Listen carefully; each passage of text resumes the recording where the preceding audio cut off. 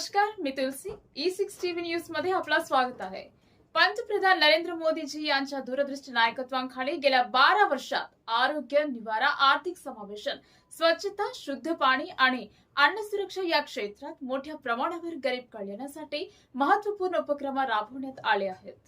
जनधन खाते, direct benefit transfer, स्वच्छ भारत अभियान, प्रधानमंत्री आवास योजना, जल जीवन मिशन, आयुष्मान भारत यासारख्या योजनांमुळे 25 कोटीहून अधिक लोक दारिद्र्य रेषेखालून बाहेर आले आहेत.